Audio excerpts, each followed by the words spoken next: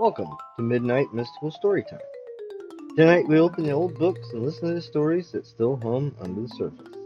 Songs that travel, tunes that will not be forgotten, and the quiet music that lingers long after the last note.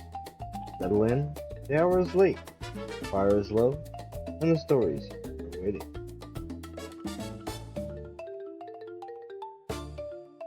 Peasant and the Devil, Jacob and Wilhelm Grimm.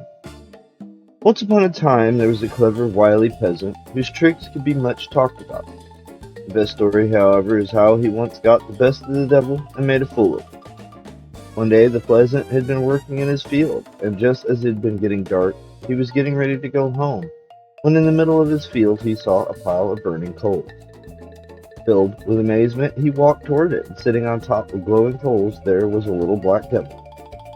"You must be sitting on a treasure," said the peasant. "Yes, indeed," replied the devil, "on a treasure that contains more gold and silver than you have ever seen in your life." "The treasure is in my field and belongs to me," said the peasant. "It is yours," answered the devil. "If for 2 years you'll give me one half of everything your field produces. I have enough money, but I have desire for the fruits of the earth." The peasant entered into the bargain, saying, "To prevent any dispute from arising about the division, everything above ground shall belong to you, and everything beneath the ground to me."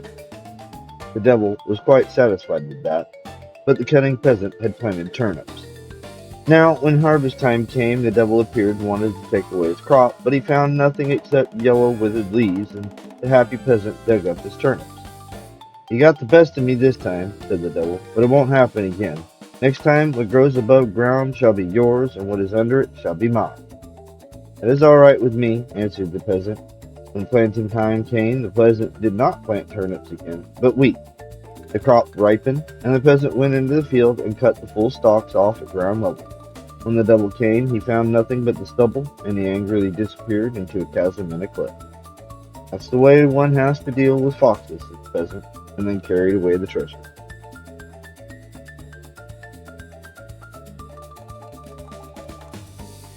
Here is The Soldier and the Devil, translated by Joseph Baudis. It's by Vaclav Vondrak.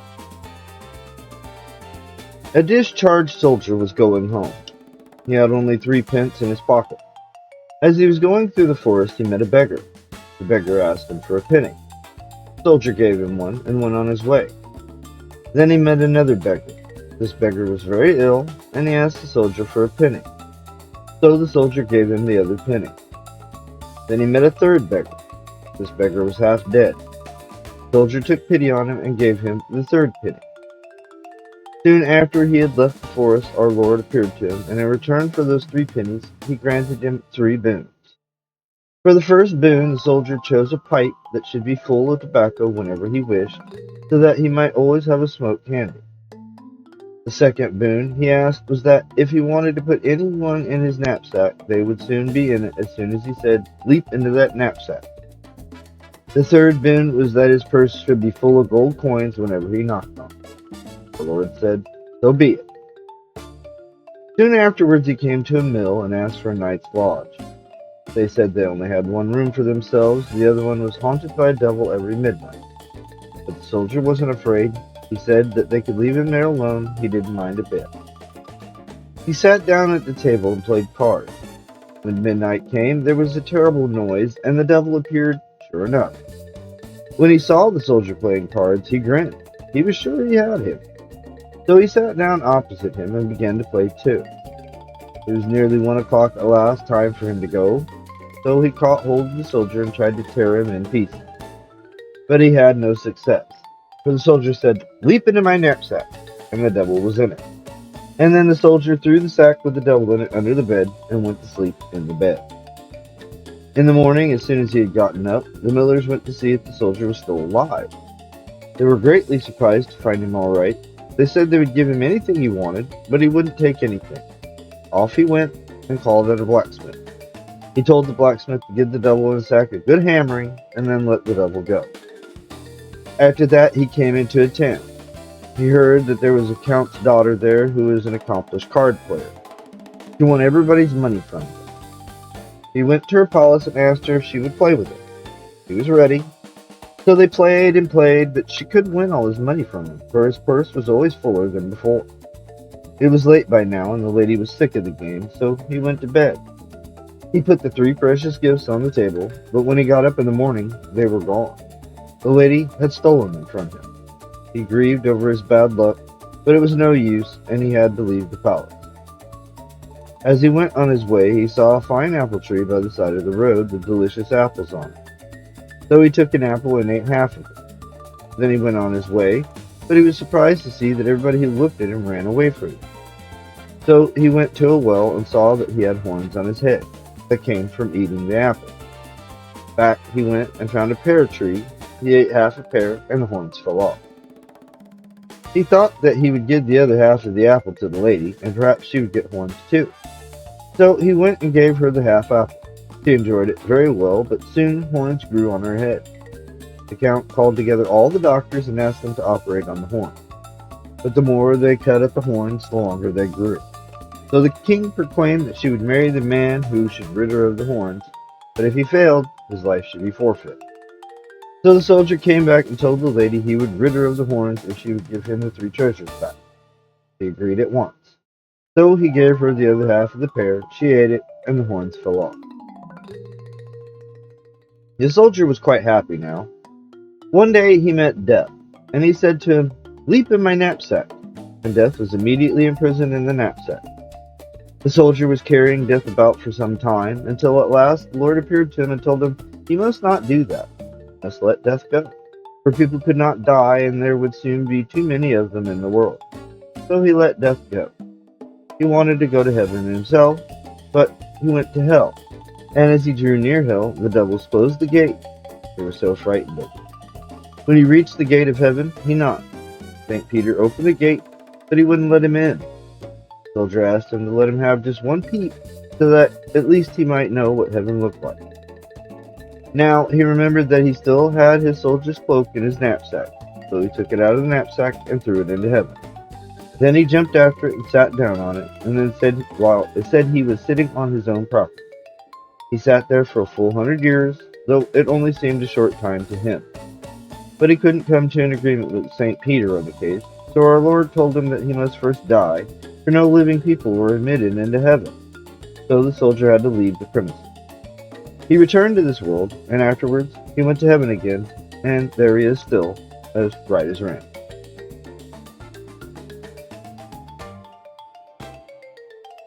And finally, Fiddler in Hell, by William Ralston Shedden Ralston. There was a certain mujik who had 3 sons. His life was a prosperous one, and he laid by money enough to fill 2 pots. The one he buried in his corn kiln, the other under the gate of his farmyard. Well, the mujik died, and never said a word about the money to anyone. One day there was a festival in the village. The fiddler was on his way to the revel when, all of a sudden, he sank into the earth, sank right through and tumbled into hell, lighting exactly where the rich mujik was being tormented. "Hail, friend," says the fiddler. "It is an ill wind that brought you hither," answers the mujik. "This is hell, and in hell where is here I sit." "What was it that brought you here, uncle?" "It was money. I had much money. I gave none to the poor. 2 pots of it did I bury underground. See now, they are going to torment me, to beat me with sticks, to tear me with nails." "Whatever shall I do?" cried the fiddler. "Perhaps they'll take to torturing me too. If you go and sit on the stove behind the chimney pipe and don't eat anything for 3 years, then you will remain safe." The fiddler hid behind the stovepipe. Then came fiends, and they began to beat the rich mujik, reviling him the while and saying, "There for thee, O rich man, pots of money didst thou bury but thou couldn't hide them. There didst thou bury them, that we might not be able to keep watch over them. At the gate people are always riding about, the horses crush our heads with their hooves, and in the corn kiln we get beaten with flails." As soon as the fiends had gone away, the mujik said to the fiddler, "If you get out of here, tell my children to dig up the money. 1 pot is buried at the gate, and the other in the corn kiln, and to distribute it among the poor." Afterwards there came a whole room full of evil ones, and they asked the rich mujik, "What have you got here that smells so Russian?" "You've been in Russia and brought away a Russian smell with you," replied the moujik. "How could that be?" they said. Then they began looking. They found the fiddler, and they shouted, "Ha, ha, ha! Here's the fiddler!" They pulled him off the stove and set him to work fiddling. He played 3 years, though it seemed to him only 3 days. Then he got tired and said, "Here's a wonder. After playing a whole evening, I used to always find all my fiddle strings snap. Then now, though I've been playing for 3 whole days, they're all sound. May the Lord grant us his blessing." No sooner had he uttered these words than every one of the strings snapped. "There now, brothers," said the fiddler, "you can see for yourselves. The strings are snapped. I've nothing to play on." "Wait a bit," said one of the fiends.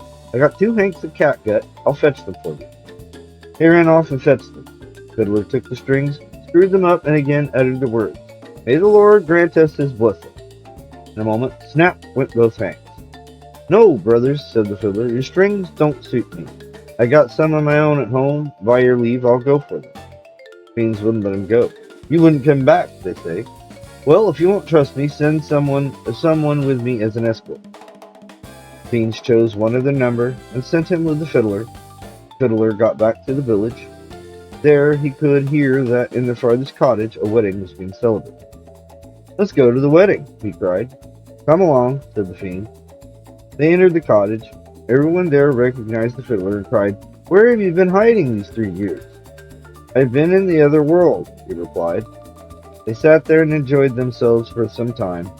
Then the fiend beckoned to the fiddler, saying, "It's time to be off." But the fiddler replied, "Wait a little longer. Let me fiddle away a bit and cheer up the young people." And so they remained sitting there until the cocks began to crow. The fiend disappeared. After that, the fiddler began to talk to the sons of the rich moujik and said, "Your father bids you to dig up the money. One potful is buried at the gate, and the other in the cornfield, and distribute the whole of it among the poor." Well, they dug up both the pots, began to distribute the money among the poor, but the more they gave away the money, the more did it increase. Then they carried out the pots to a crossway. Everyone who passed by took out of them as much money as his hand could grasp, yet the money wouldn't come to an end. Then they presented a petition to the emperor, as he ordained as follows. There was a certain town, the road to which was a very roundabout one. It was some 50 versts long, whereas it had been made in a straight line it would not have been more than 5. And so the emperor ordained that a bridge should be made the whole way. Well, they built a bridge 5 versts long, and this piece of work cleared out both the pots. About that time, a certain maid bore a son, and deserted him in his infancy. The child neither ate nor drank for 3 years, and an angel of God always went about with him. Well, this child came to the bridge, and cried, "Ah, what a glorious bridge! God grant the kingdom of heaven to him at whose cost it was built."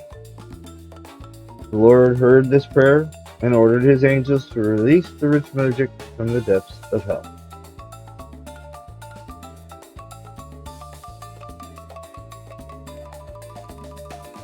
And with that, we come to an end. Felix Lebeski, that's all tonight. Good night.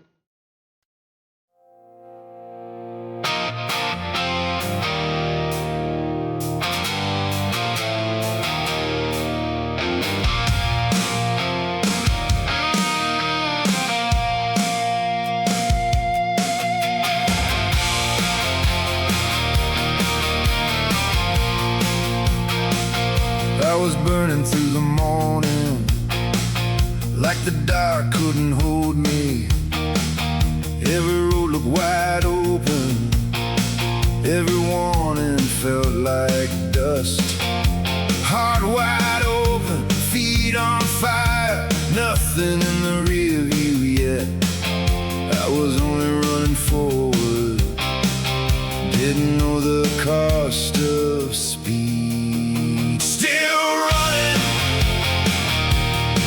Still burning, from the bright side to the other side of the same long road.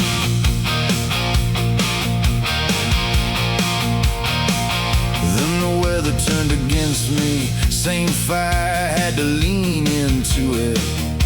Miles got longer, nights got thinner, promise promises started wearing thin. Shoulder to the wind and pushing, learning what the weight was worth.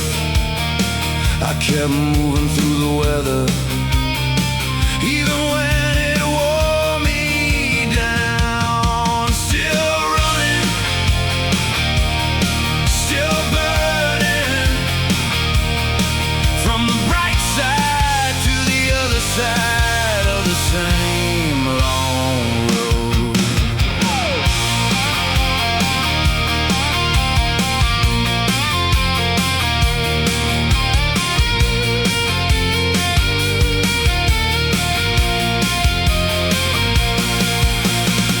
Now I stand where the road runs quieter, and I can see him still out there. Same eyes, same restless hunger, just didn't know the cost yet. I'm looking back from farther on. Still running,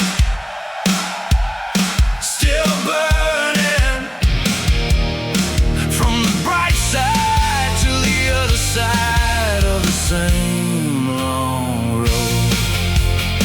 I'm on the other side of yours.